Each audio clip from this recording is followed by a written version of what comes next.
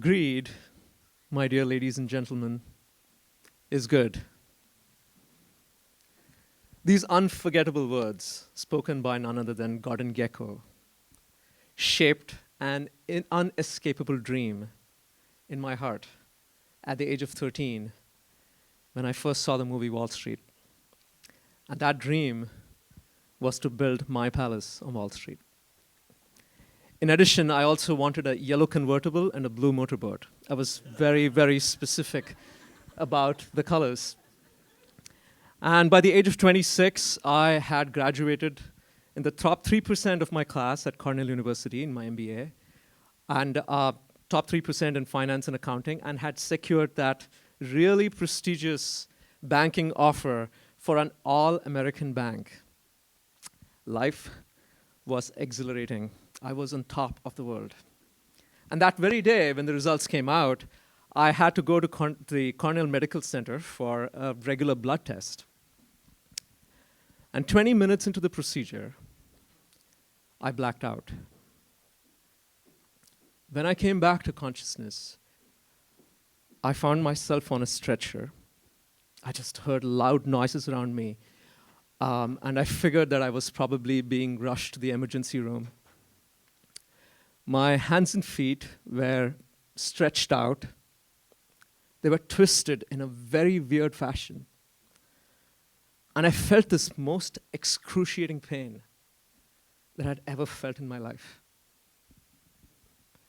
And then my feet started to become numb. I couldn't feel my belly. I tried to speak, but no words would come out of my mouth. And then my eyelids grew heavy. And at that moment, I realized this might be it. And the first thought that went through my mind was, who would console my mother? I was in that condition for almost 2 hours.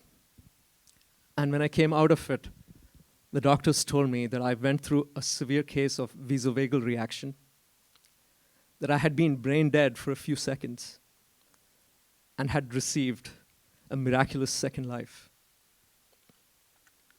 That experience made me understand the fragility of life like nothing else had done before. As I was sitting at the lawn of Cornell University overlooking the Cayuga Lake, tears welled up my eyes as I realized that up until this point in time, I had really not taken life seriously.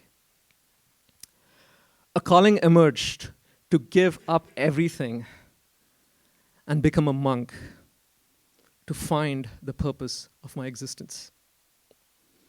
Now, I wish I could tell you that I gave up everything and became a monk. But I wasn't brave enough. I mean, how could I? I had worked for 13 years. I had given 44 interviews to be in the position that I was in. And in each one of those interviews, I had said that I wanted to be on the front pages of the Wall Street Journal. My friends, my peers, my juniors respected me tremendously. My family was so proud of me. How could I give up all of that? And no insurance, especially after what I had just been through? And the third, and this was really, really important for me, I knew I would break my mother's heart if I did this. I knew that. And I used to have recurring dreams at night that my mother had died. Hearing that I became a monk, I used to wake up in a cold sweat. But at the same time, that experience left something very deep. I couldn't ignore the calling. And so I decided that I would work on Wall Street and live in a monastery. Now, it was very exciting at first. But the rigors of the monastery and the rigors of Wall Street didn't quite align with each other. A 95-hour work week. I didn't work 5 weekends in my 2 years on Wall Street. Didn't work 5 weekends. And in the monastery, required 2 hours of meditation every day. No meat, fish, eggs, no tea or coffee. And the biggest one for bankers, no strip clubs. Now, what was even more difficult, other than the logistics, was the perception that I experienced on both sides that actually made me feel that I didn't fit in either place. The monks thought that I was still attached to the material. I remember coming home at 4 a.m. in the morning one day, and one of the monks with a smile on his face told me, "Why are you going to work so early?" And in the bank, I was smart, I was intelligent, I was hardworking, but I was not quite the banker type. I remember ordering cranberry juice one evening with a bunch of friends at a very high-end pub, and I got really made fun of. It was embarrassing. And to add salt to the injury, I was the only person in my class of 39 associates to be chosen to work for a very prestigious deal for Playboy. I had to browse through internet sites to look at potential acquisition targets for them. And some of my colleagues walked past my cubicle, would look at me and say, "Why do you get to work on all those good deals?" And as ironical as it sounds, it was agonizing.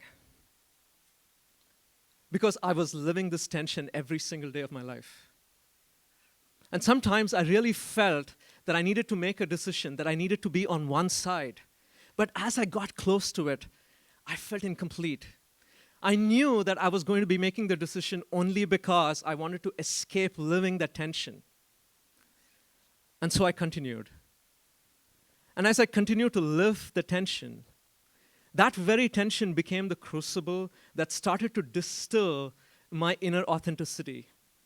And I realized that all through my life, what I was in search for was my intrinsic value, but I had misplaced it on something that society deemed valuable. And when I came to this realization, going to work was a very different experience. It didn't matter who got the credit. I was just happy doing the work.